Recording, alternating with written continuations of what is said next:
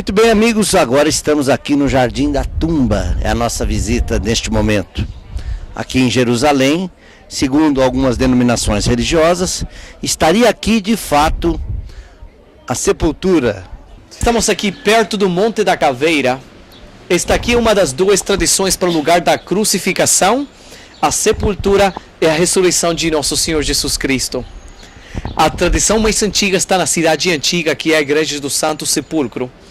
A Igreja do Santo Sepulcro foi estabelecida no século IV depois de Cristo pela mãe do Constantino, e por quase 1700 anos a Igreja do Santo Sepulcro foi conhecida como lugar tradicional para a crucificação, a sepultura e a ressurreição de nosso Senhor Jesus Cristo.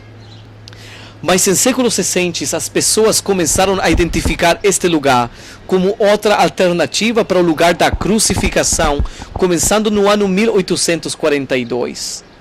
E depois, no ano 1883, este lugar foi feito famoso por um general da Inglaterra chamado o General Gordon.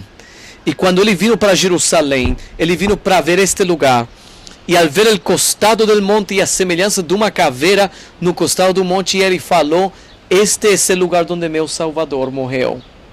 Que causaram as pessoas a crer que este lugar pudo ter sido realmente o lugar da crucificação de nosso Senhor. A primeira razão tem que ver com a semelhança de uma caveira no costado do monte. Aqui temos uma fotografia que foi tirada nos anos 1880 aproximadamente. E nesta fotografia podemos identificar a semelhança de uma caveira. Podemos observar aqui os buracos dos olhos, parte da nariz decadente no centro e a boca embaixo. Hoje em dia a boca não é visível porque está embaixo da terminal de ônibus. Pero ao ver isto, automaticamente as pessoas associaram a semelhança de uma caveira com o significado do nome do lugar onde Jesus foi crucificado. Lemos, por exemplo, no Evangelho de Marcos, capítulo 15, no versículo 22, e também lemos em João, capítulo 19, o nome Gólgota, que originalmente é uma palavra aramaica que significa caveira. E em português e em espanhol usamos a palavra Calvário. Mas a palavra Calvário não está registrada nos evangelhos. É simplesmente uma tradução que vem do latim Calvária, que é a mesma coisa, caveira. A semelhança de uma caveira no costado do monte foi um dos elementos principais que trouxe as pessoas a este lugar. A segunda razão tem que ver com a proximidade deste lugar com a cidade antiga. Esta plataforma está bem perto, bem próxima ao muro norte da cidade. O muro norte que vemos lá atrás foi construído no século XVI depois de Cristo, mas esta parte do muro norte, incluindo o portão de Damasco na direita, sigue o fundamento original do segundo muro que estava aqui durante a época do primeiro século, durante a época de nosso Senhor Jesus Cristo. Isto é importante pelo que vemos em João capítulo 19.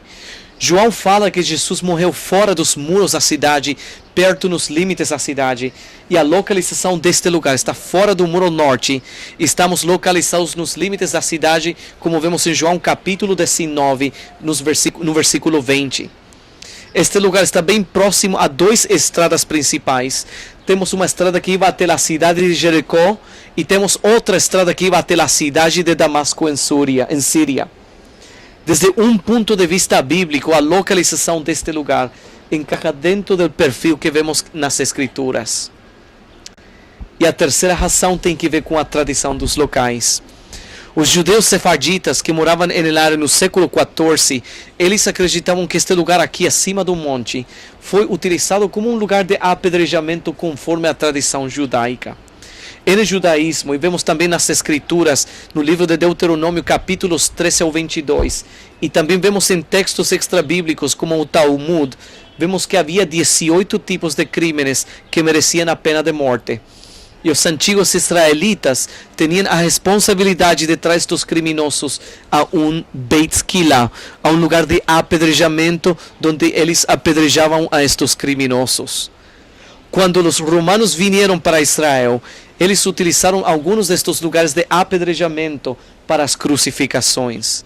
E tradicionalmente eles colocavam as crucificações nas encostas das estradas principais, fora dos muros da cidade.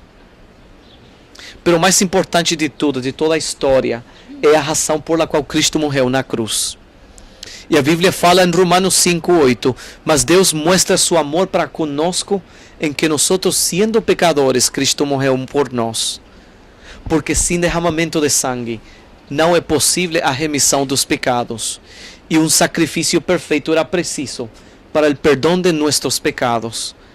E nessa cruz, Cristo tomou teu lugar, Ele tomou meu lugar, porque Ele te ama.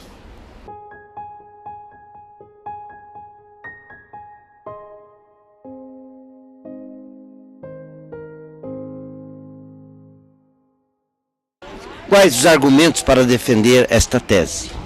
O primeiro argumento é simplesmente a semelhança de uma caveira, que foi um dos elementos principais que trouxe as pessoas para este lugar. Hoje podemos observar aqui parte da semelhança de uma caveira. A parte que não é visível hoje é a boca, porque está embaixo da terminal de ônibus. Ah, muito bem. Então seria uma caveira grande, pelo que eu estou vendo. É mesmo. Os olhos seriam aquelas cavidades maiores lá. E de fato tem uma semelhança. Lá na fotografia podemos identificar a semelhança de uma caveira ao que as pessoas viram quando vieram para este lugar. Exato. Então a tese é de que aqui realmente teria sido o local onde teriam sido guardados aí o túmulo de José Arimateia, que foi cedido a Nosso Senhor. João capítulo 19 descreve o lugar onde Jesus foi crucificado e que fala que perto, o próximo ao lugar onde Jesus foi crucificado, havia um jardim. E no jardim, um túmulo novo no qual ninguém havia sido posto. Inclusive, Madalena caminha pelo jardim e vê um jardineiro de rosto encoberto. É mesmo, ela pensava que ele era o jardineiro da propriedade de José de Arimateia. É por isso que ela perguntou, onde que você deixou o corpo de Jesus? Do mestre. E de repente, ela vê a pedra removida. É. Nós não temos essa pedra removida aqui. Ninguém sabe o que aconteceu com a pedra rolante. Nunca foi encontrado. Quando o túmulo foi achado no ano 1867, eles não encontraram a pedra original. E aí há o diálogo célebre de Madalena, né? Rabone! Né? É mesmo. Quando ela ouviu a voz do Senhor, ela pôde reconhecer quando o Senhor falou o nome dela.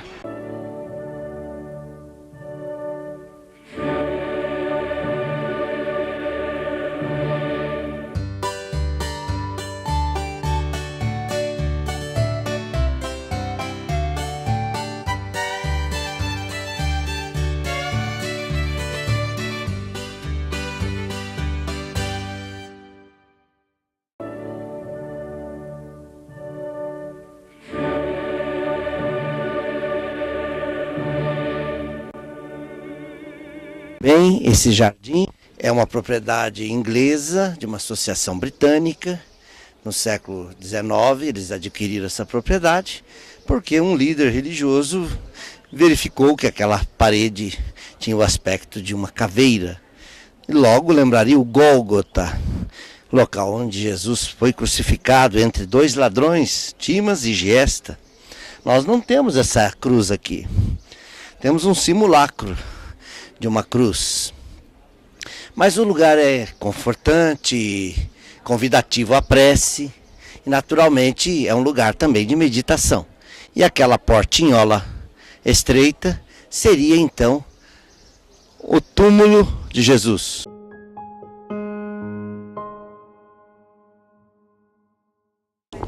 Num cubículo, talvez 1,5 metro aqui o pé direito, como vocês podem ver, uma gruta. Está separada com uma grade de ferro, porque segundo a igreja e a tese defendida aqui pelos irmãos aqui da Associação Britânica, aqui seria então o local onde o corpo de Jesus ficou, e aqui seriam então lugares para guardar também os despojos da sua família, de outros irmãos seus, provavelmente. E essa teria sido a cripta doada por José de Arimateia. Nós espíritas, nós entendemos que Jesus, não importa onde esteja a sua tumba, importa é que ele vive presente em nossos corações. É o Cristo que dirige esse planeta e que conduz a humanidade para dias mais felizes. E nos ensina a orar sempre trabalhar para o nosso progresso moral e espiritual, corrigir as nossas faltas, aprender a amar o semelhante. E até que façamos isso, nós estaremos sim seguindo a Jesus.